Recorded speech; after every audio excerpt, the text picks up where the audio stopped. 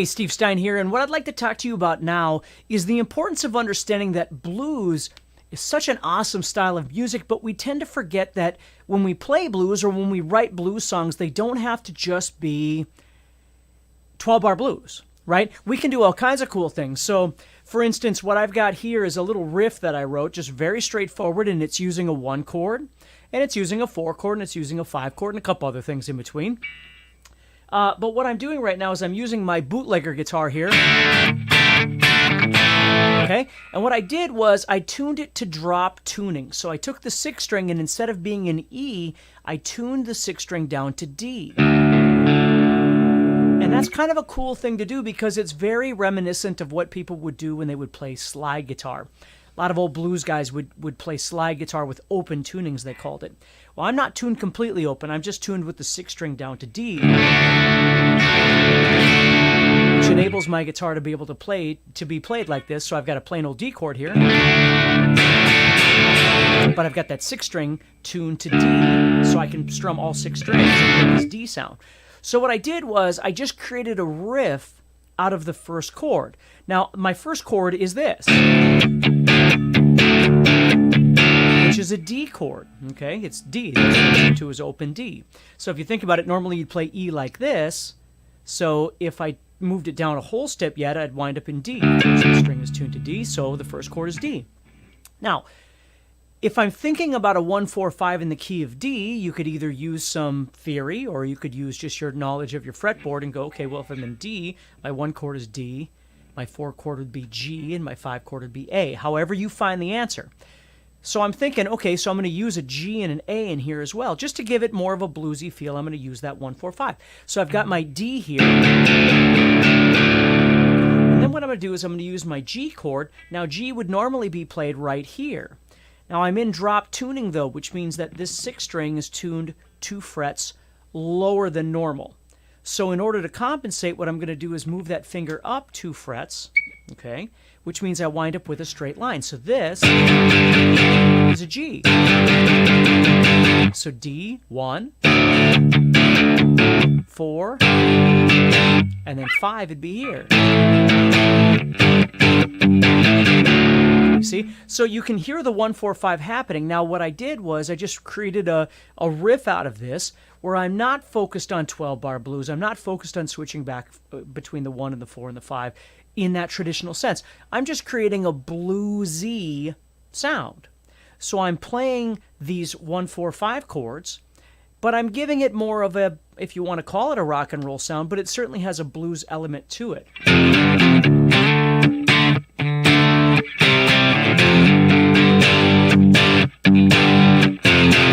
So that's all I'm doing right there. I love to play in drop D. I love to play in standard tuning too, but I love to play in drop D because I come up with different kinds of ideas than I normally would if I was playing in standard tuning. So what I've got here is this. So I'm playing 3-5-3-0, and you'll notice because of the drop tuning, it accommodates using one finger to play your chords.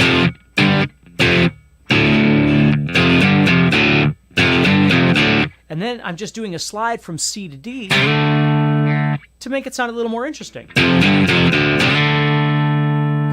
And then I'm just adding in some rhythm. And again, you could literally make up anything. So that's what I'm doing. And then I'm moving back to the C chord and strumming that twice. Now that has nothing to do with blues or 1-4-5 or anything like that. It's just something else, something kind of cool to play. And then I'm going to do this. So it's very similar to the...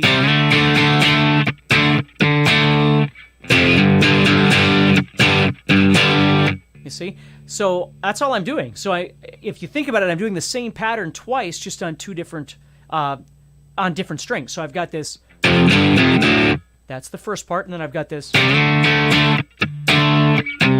and then, so very similar.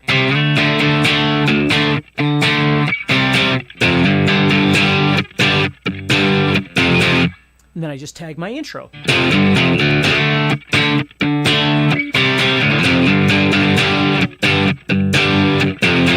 And that's my main riff. Now what I did was I used a... Okay, I went from...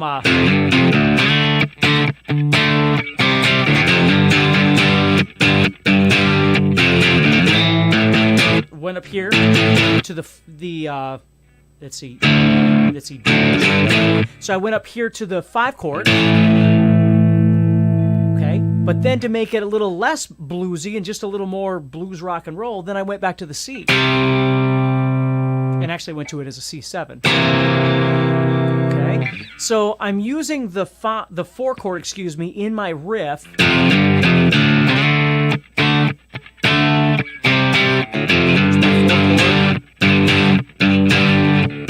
Right, so I'm using it all over inside that main riff, the 1 chord, the D chord, and then I'm using this G in there as well.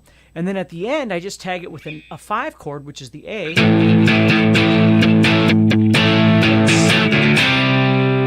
or C7. I actually use both of those in the recording. I use a C and a C7, but that's what I'm doing. That's all.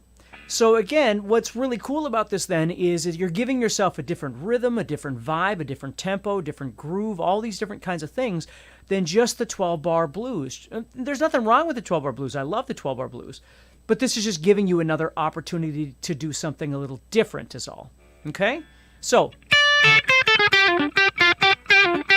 then when it comes time to do your soloing, you're in D. So you're just doing all the stuff you normally like to do.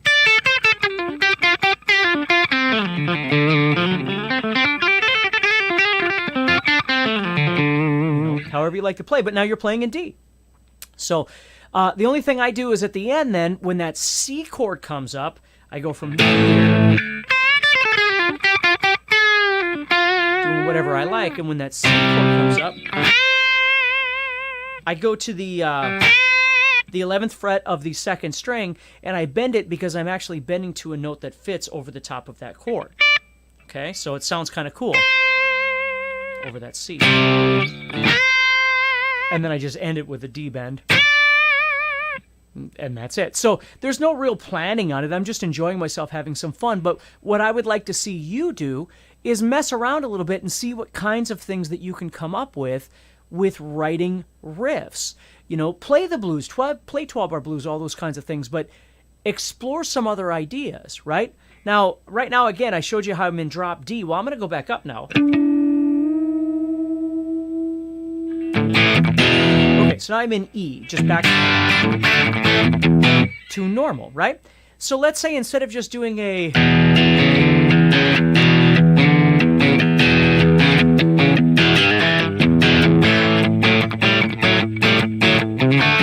kind of bluesy thing, what I want to do is make up something that's a little more, again, it's blues based, but it's a little more rock and roll. So what I would do is come up with something maybe where I'm playing in E, and I'm going to do something like this.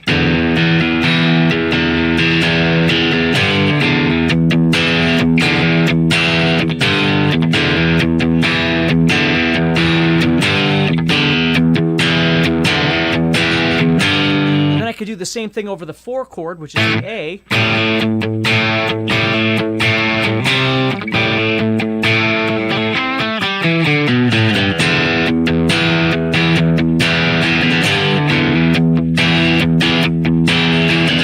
You see, that sort of thing. But when the 5 chord comes up, which is the B in this case, again, maybe I don't want it to be so bluesy, so I go to that B. Maybe I go to something else. So watch this. If I go...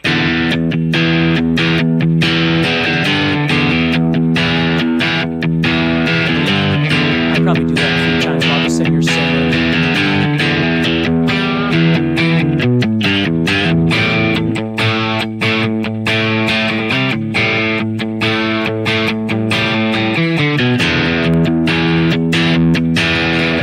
Now, here it comes. So instead of going to the 5 chord, the B...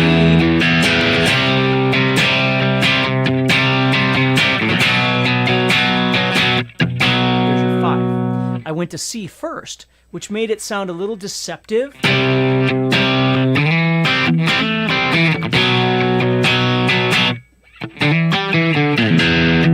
Which could be really cool. Or maybe you don't go to the 5 at all. Maybe you go C, D,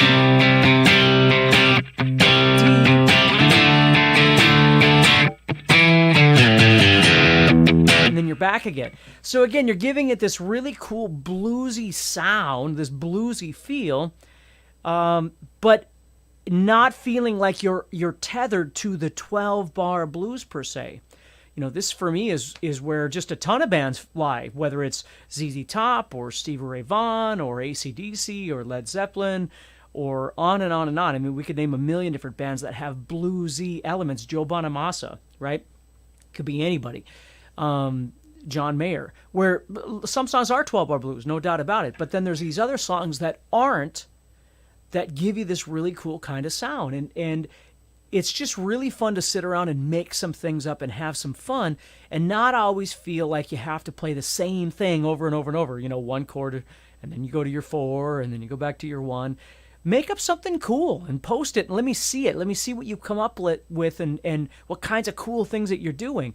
So you've got some time here. Obviously, there's no rush in this, but have some fun. You know, if at the very least you've got some sort of mobile device or something that can give you a drum beat that you can mess around with, that's always really fun. Or you can just think, you know, just get a beat in your head and just start thinking about that a little bit. Dun, dun, dun, dun.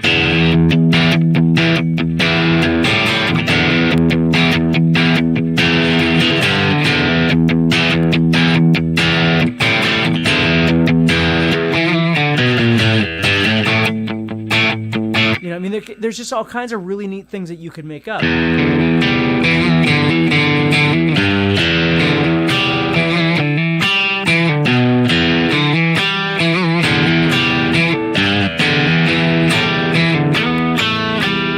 You know, just cool, really cool. And then you got a boom, ba, da, boom, boom, ba.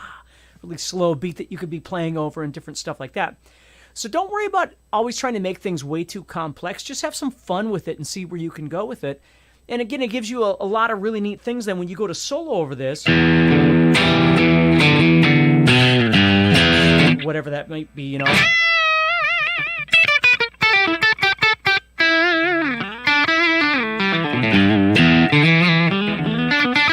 You know, you can have some fun going all over the place and not just going, well, I got to go to a 1 right away. What I find...